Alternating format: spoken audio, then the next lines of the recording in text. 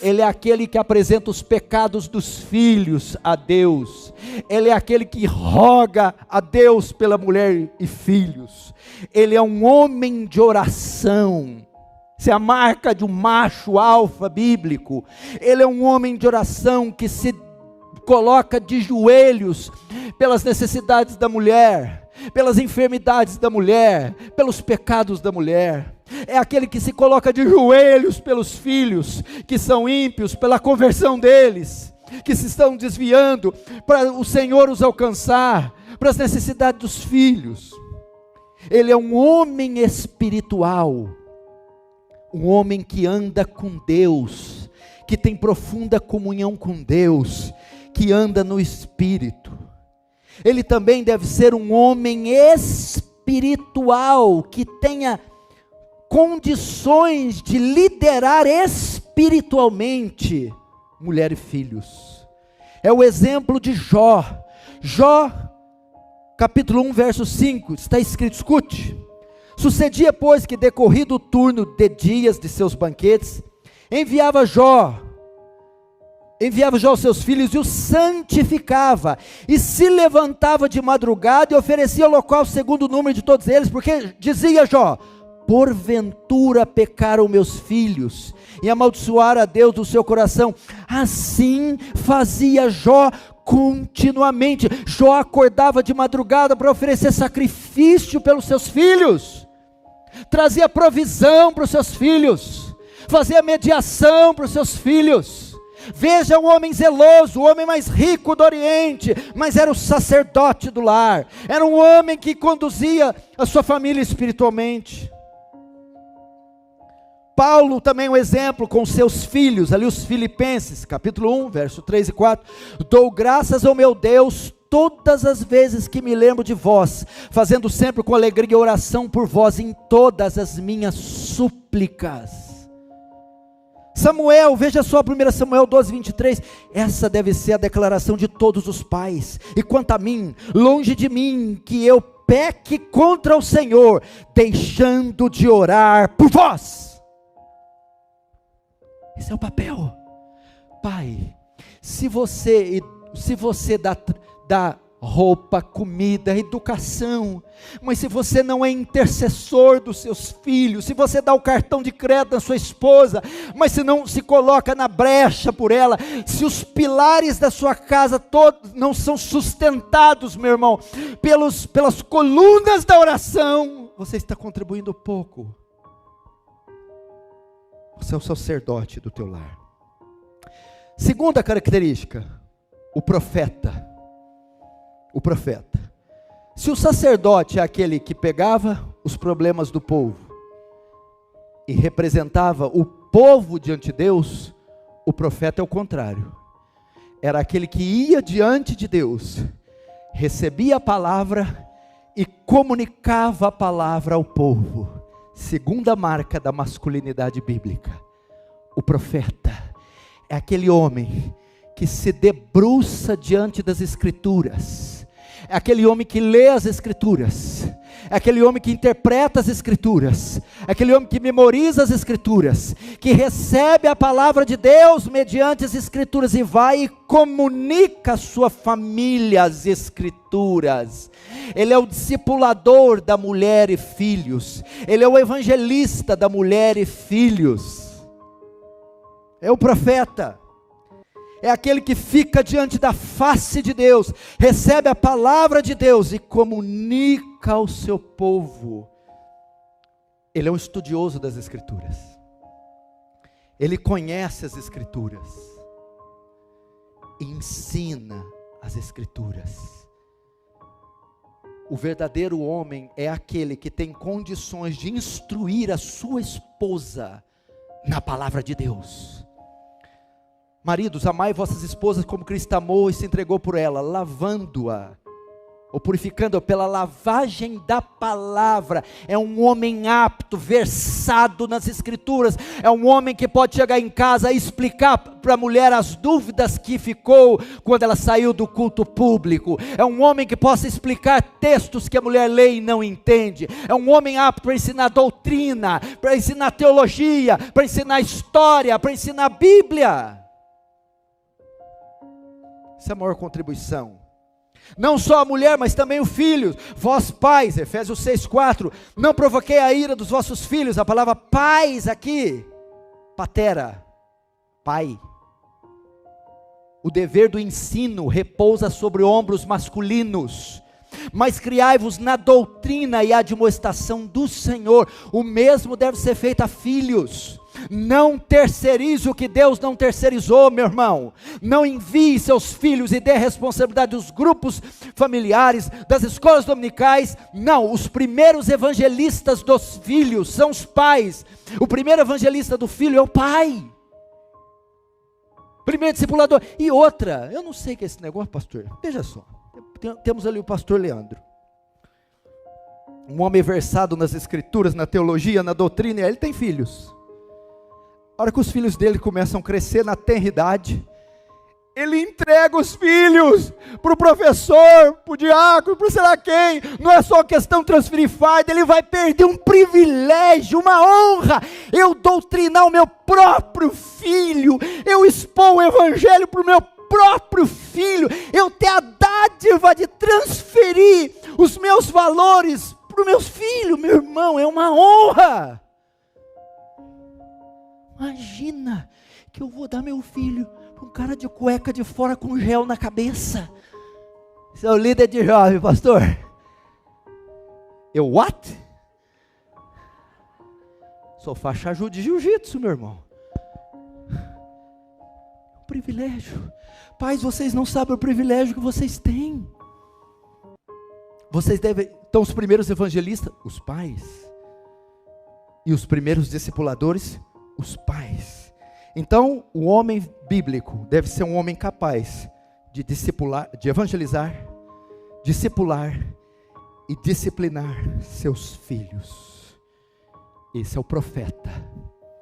Comunica a mensagem aos seus filhos e à mulher.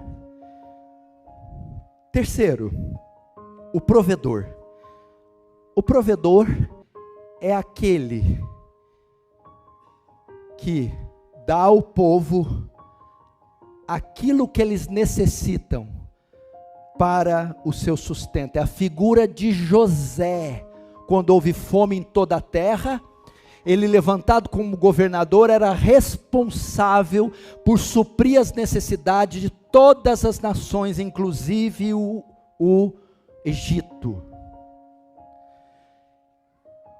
A responsabilidade de prover o necessário para uma vida digna de mulher e filhos, ou seja, teto, moradia, vestuário, alimentação, educação, repousa sobre os ombros masculinos e não femininos. Com isso não estou dizendo que a mulher não possa trabalhar fora, mas não é dever da mulher, porque quando o pecado se instaurou, Deus disse: do suor do teu rosto, Adão, comerás, e não do teu, Eva. Do homem. Salmo 104, 21, 23 diz: os leãozinhos bramam pela presa, e de Deus busca o seu sustento. Nasce o sol e logo se acolhe e se deita nos seus covis. Então sai o homem à sua obra e ao seu trabalho até a tarde. Provisão do lar, responsabilidade do homem. E hoje nós estamos invertendo os papéis.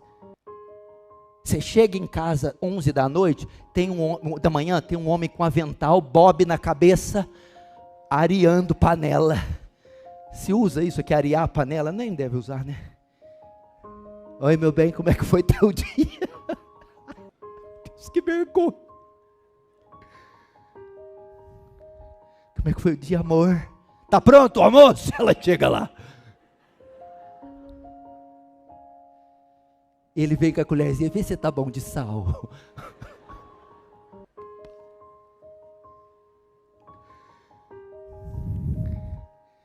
A mulher pode ajudar, por favor. A mulher pode trabalhar, mas espera aí, malandro. Espera aí, camarada. É sobre você que repousa a provisão, vem dos pais, ou seja, do homem. Ele tem que ser apto a fim de prover tudo que for necessário para aqueles de quem ele é responsável, ou seja, mulher e filhos. E para isso, meu irmão, pastor, mas não dá. Meu irmão, o que está acontecendo? Um comodismo pela parte masculina. As mulheres estão avançando enquanto os homens estão assistindo, e o feminismo está tomando conta. Não é só, ou seja, as mulheres estão tomando conta, tomando o lugar dos homens, não é só pelo movimento feminista, é pela preguiça, omissão, covardia de muitos homens. Porque se você não faz, ela tem que fazer. O que a mulher faz? A mulher acorda, a mulher troca filho, a mulher leva para a escola, a mulher faz as compras, a mulher chega, a mulher resolve, a mulher faz tudo. E ele, o que ele faz? Senta na frente da televisão e vai ver Palmeiras e Corinthians. Aquele prato, aquela montanha de comida. Aí quando tem alguma contenda na porta de casa, vai lá, meu amor. E sabe o que é o pior? Ela vai, vassoura em punhos, e ela vai. E sabe o que é o pior? Ela resolve, para nossa vergonha. Misericórdia. Quarto e último, marca da masculinidade. Ele não é só o provedor, como também o protetor. Quem é o protetor? Olhe para mim. É aquele que se coloca entre a sua família e o perigo que ameaça, quer seja espiritual, quer seja físico. O protetor é aquele que se coloca entre a sua família e o perigo que a ameaça, quer seja espiritual, quer seja físico. Ele deve ser um homem destemido e pronto para defender a sua família. Primeiro, fisicamente, é ele o responsável por proteger a integridade física da mulher. Cadê o cavalheirismo do homem na calçada andar do lado direito e a mulher na esquerda?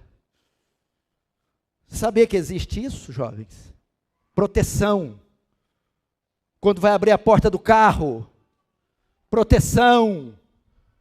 Vai colocar o lixo à noite, 11 horas da noite, é tu, homem, proteção. Acontece, tem um barulho no telhado, é tu que acorda e levanta, homem. Não ri não, que tu se entrega, homem.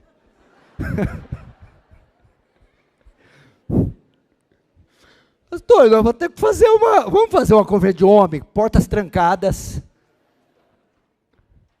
O tema vai ser: o couro vai comer.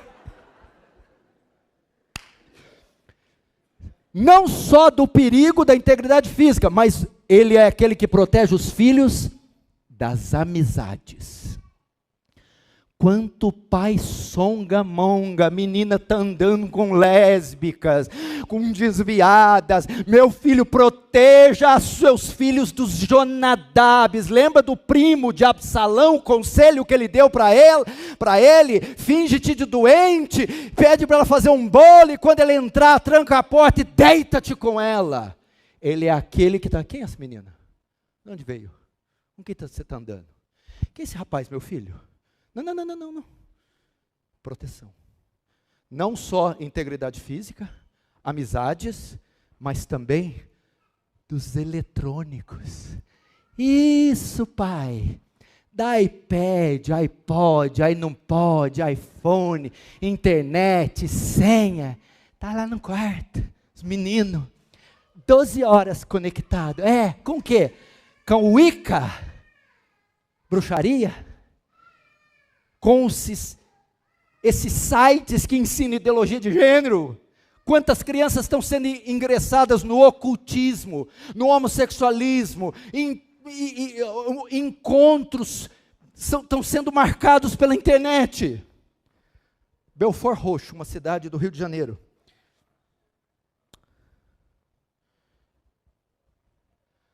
Um homem de 30 anos começou a assediar uma menina pela internet de 10. E foi indo. Eles marcaram um encontro. E os pais conseguiram pegar. E quando eles estavam para se encontrar, os pais chegaram com a polícia e prenderam ele. Aí fizeram todo o processo e perguntaram para mim: minha filha, mas por que esse homem estava te sediando e isso? Ele ia encontrar com você, te abusar, quem sabe sequestrar, por que você não nos avisou? A menina responde: papai, é que eu me apaixonei por ele. É isso que acontece quando você, o protetor, ele fiscaliza. TV, tanto número de tempo e só o conteúdo que eu permitir. Celular, uma idade adequada e com severas limitações. Computador, PC, internet, com aplicativos de segurança e tudo dosado. O protetor faz isso. Onde está o filho? Que hora que vai chegar? Com quem saiu? E não só isso. Integridade física, amizades, eletrônicos e o mal espiritual. É aquele homem com feeling, discernimento, quando ele sabe que a casa dele está sofrendo um assédio espiritual, quando ele sabe que o casamento, os filhos, tem algo aqui que é um ataque claro de Satanás. É este homem então que entra em jejum e oração, é esse homem que vai acordar às madrugadas, é esse homem que vai abrir as escrituras para dissipar esse mal no seu lar. Ele vai proteger, opa, perigo à vista. Esse é o protetor. É o exemplo de Moisés. Êxodo 2, 16, 17. O sacerdote de Midian, Jetro, tinha 7 filhas, as quais vieram tirar água e encher os bebedouros para dar de beber ao rebanho do seu pai. Então vieram os pastores e expulsaram-nas dali. Moisés, porém, levantou-se, defendeu-as e deu de beber ao rebanho. Olha o protector aqui, ó, o protetor. Moisés vai e se coloca diante do perigo que ameaçava as filhas de Jetro e bota esses caras para correr. Outro exemplo disso, claro, que você conhece, é Samá, um dos valentes de Davi. 2 Samuel 23, 11 e 12. Filho de Agé, o Ararita. Quando os filisteus se juntaram numa multidão onde havia um pedaço de terra cheio de lentilha, e o povo fugira diante dos filisteus, este, pois, Samá, se pôs no meio daquele pedaço de terra e o defendeu, e feriu os filisteus, e o Senhor efetuou um grande livramento. O seu campo de lentilha é a sua casa. O texto diz que ele se colocou no meio do campo. E os filisteus fugiram diante dele, porque ele defendeu e feriu. Meu irmão, sua família é o seu campo de lentilha, onde você deve estar constantemente como um vigia, uma sentinela, montando guarda. Meu irmão, você vê como é que é lá em casa. Pais, vocês precisam ser um pouco mais maliciosos, pais. Ah, então, pastor Paulo, você pode deixar seus filhos dormir na minha casa? O quê? Não vai dormir na tua casa, não. Ah, pastor, é da igreja. Bom, ser da igreja é uma coisa, ser de Jesus é outra coisa. Mãe que bota a programação, deixa os meninos, quando fica com 15, 16, 17, vira maconheiro inveterado e fala: onde foi que eu errei, pastor? Onde foi que você acertou? Nós temos que perguntar. Vamos ser maliciosos, meu irmão. Você lembra de Davi? Quando morava em Ziclag? Davi era o grande campeão, o grande líder militar. E volta com seu cavalo branco e as medalhas de honra no peito, aquele homem pomposo. De repente, o que é isso? Cheiro de fumaça. O que é aquilo? Fogo. Ziclag, quando chegam lá. Ziclag toda espoliada, saqueada, queimada. invadida, mulheres e filhas tomadas cativas. Onde estava Davi? Onde estava Davi? Trabalhando 12, 14, 18 horas, pregando no mundo inteiro, e a casa sendo invadida por Amaleque, que deu contra o sul de Ziclag. Isso também você já se perguntou? Vamos para Gênesis. Gênesis 1. A gênese da criação. Deus cria os luminares, Deus cria a luz, faz separação entre luz e trevas, noite e dia, cria os animais selváticos, as aves, cria os mares, e cria o homem. Ó, está tudo bonito. Lindo. Façamos o homem na nossa semelhança, fez cair por fundo o sono em Adão, da costela tirou a mulher, tudo lindo, lindo. De repente, Gênesis 3, aparece uma serpente, e ela pica Eva. Onde estava Adão? Cadê Adão? Será que as serpentes não estão rastejando, meu irmão, sorrateiramente no seu lar? Estão enrolando nos seus filhos, na sua mulher, estão silvando para eles, enquanto você está fazendo o que, homem? Se erga, homem! Se erga em defesa da sua família! Você é o sacerdote do seu lar. Ela está sob franco ataque do inimigo, e é o seu papel defendê-la. Defendê-la. Eu vim aqui esse fim de semana para falar sobre isso. Ontem falamos sobre o culto doméstico, a importância que tem o culto familiar, e hoje o perigo que a família está sofrendo. Isso é uma realidade, meu irmão. Aliás, alguns dados aqui dessa pregação que é antiga já estão até ultrapassados. O perigo é muito maior. Hoje tem pessoas abandonando a fé e voltando para o catolicismo. Hoje você encontra cristãos progressistas que defendem bandeiras de partidos políticos ateus, comunistas. Você está vendo uma desordem, uma perdição generalizada. Igrejas estão acovardadas e não estão declarando com poder e autoridade a palavra de Deus, estão se sujeitando à cultura. Quando Nabucodonosor, pastor, invade a Babilônia, ele pede para levar com ele. Ele quer jovens, ele pede uma classe específica. Eu quero estudantes, militares, artesãos, professores, e eu quero médicos. Por quê? Eu quero fazer o processo de aculturação com esse pessoal.